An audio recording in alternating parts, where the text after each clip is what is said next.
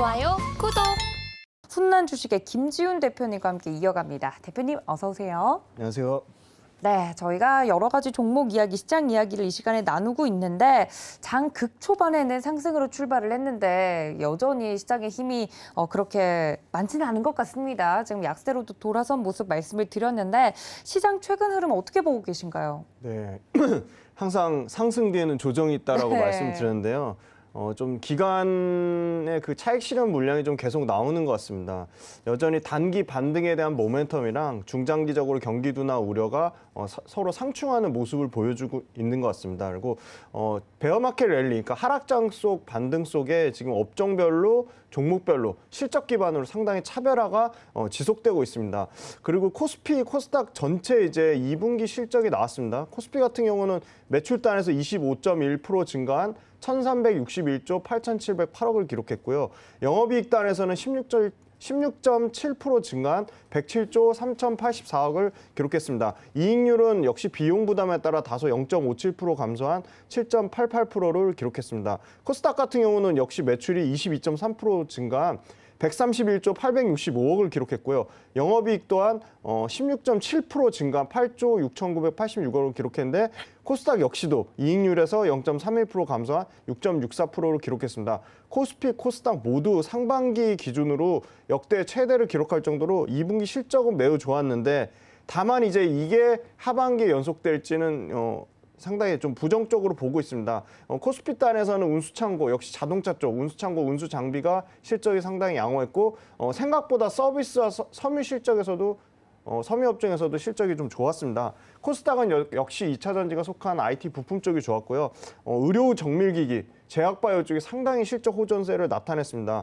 코스피는 전체 연간으로는 말씀드리는 실적 추정치가 계속 하향되고 있는데 3분기, 4분기 실적 부진을 예상을 해서 영업이익이 173조까지 241조, 영업이익은 241조, 연간 순이익은 173조로 전주 대비해서는 2.3% 이익이 감소하고 있다. 그래서 하반기의 경기 둔화가 2분기 중반부터 구체화됐기 때문에 이 부분이 본격적으로 3분기 실적으로 반영될 것으로 예상을 하고 있습니다. 지금 현재 모습은 2006년이나 2019년하고 비슷하기 때문에 2006년하고 2019년에 이 경기 둔화가 정점을 찍었을 때 어떤 주가 반응을 보셨는지 참고하시면 좋을 것 같고요.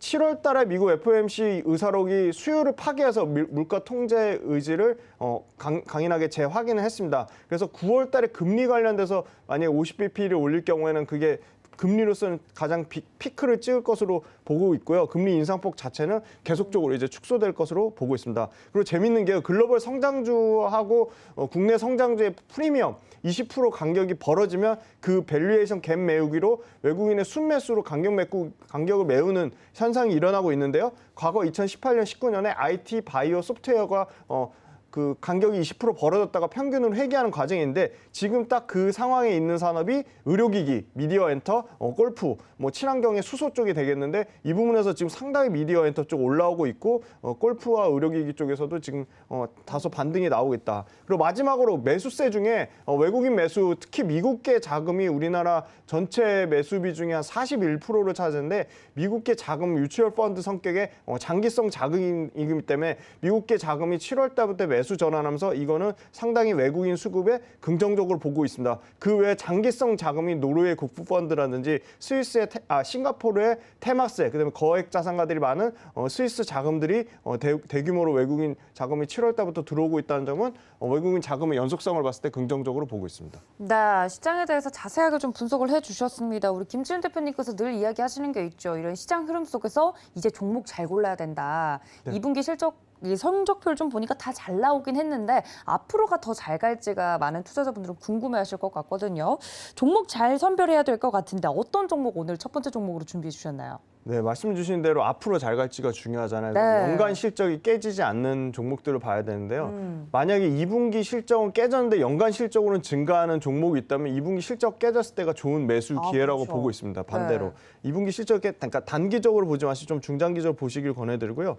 최근에 원가 부담이 좀 심화되고 그다음에 전년도 대비 매출 성장 폭이 둔화된 거. 그러니까 매출 성장을 안 하는 게 아니라 매출 성장률 둔화 자체에 대한 우려로 주가가 좀 상당히 빠진 빠진 이 롯데칠성을 가져왔는데요. 롯데칠성은 여전히 압도적인 제품력으로 시장 점유율이 지속적으로 계속 상승하고 있습니다. 미국에 코카콜라가 있다면 우리나라에 롯데칠성이 있습니다. 그렇죠. 네. 네. 압도적인 국내 1위 시장 그 점유율 음료 업체인데요. 지금 연간으로 매출단에 보니까 네이버 금융에서도 보시면 이게 매달 체크가 되는 건지 모르겠는데 실적 추정치가 상향되는 회사들이 많지 않거든요. 한번 네이버 금융 종목별로 한번 컨센서스를 쳐보시면 상당히 재밌는데요. 매출이 계속 올라가고 있어요. 지금 제가 그 한 달 전에만 봤을 때도 연초 되면 한 7% 정도 선에서 지금은 13% 상가 2조 8천억까지 연매출을 보고 있고요. 영업이익 단에서는 32%가 넘는 2,410억을 보고 있습니다. 이익률 또한 계속적으로 올라와서 지금 한 8.7% 이익률 예상하고 있고요. 근데 상대적으로 하이트진로는 한 PER 기준으로 18배 수준인데 반해 롯데칠성 최근에 주가가 한 15% 정도 하락이 나오면서 PER이 한 10배 수준까지 빠졌습니다. 근데 상당히 다시 외국인이 8일 연속으로 순매수가 들어오고 있고요. 네. 지금 제로 시리즈가 상당히 기대를 하고 있습니다. 이게 맛은 그렇게 있는지 모르겠는데. 근데 주변에서 맛은 있다고 하더라고요. 아, 네네. 그게 다이어트 하시는 분들이 네네. 먹는 것 중에 찾다 보니까 그나마 맛이 있는 걸 찾다 보니 그런 걸 수도 있겠는데 제 입엔 맞던데 대표님 입엔 별로 안 네, 맞으셨나요? 저는 아직 잘 모르겠더라고요. 근데 네. 이게 원래는 그냥 기존의 펩시 제로 라임에서 계속 뭐 제로, 탐스 제로, 맞아요. 핫식스 제로, 제로 밀키스는 제품 품종 일당 6개 이상 다 늘어나고 있고요. 이 제로 탄산 같은 경우가 50% 넘게 판가를 인상을 했습니다. 그래서 제로 탄산 같은 경우 판가, 피해 효과도 노리면서 그 물량 확대, Q의 증가까지 계속 나오고 있습니다. 탄산 전체 점유율을 한 40%까지 차지하면서 점유율을 빠르게 올리고 있습니다. 그래서 견조한 이 탄산 관련 신제품 판매 라인이 매우 견조하다. 그다음에 두 번째는 원재료가 아까 말씀드린 원재료 비용 부담으로 실적 피크아웃 논란이 계속됐는데 원재료가 지금 2분기에 피크 찍고 계속 가격이 좀 다운이 되고 있습니다. 그래서 제품 믹스 이 핫시스 신제품 포함해서 제로 시리즈 신제품 포함해서 원재료 가격까지 하락되면서 영업이익률이 계속 구조적으로 좋아지고 있습니다. 그다음에 6월 달에 호텔 롯데가 보유지분 한 20만 주 블록딜 이슈도 있었고 7월 달에 코로나 재확산 우려로 주가가 빠진 게 오히려 싸게 살 수 있는 절호의 매수 찬스라고 보고 있고요.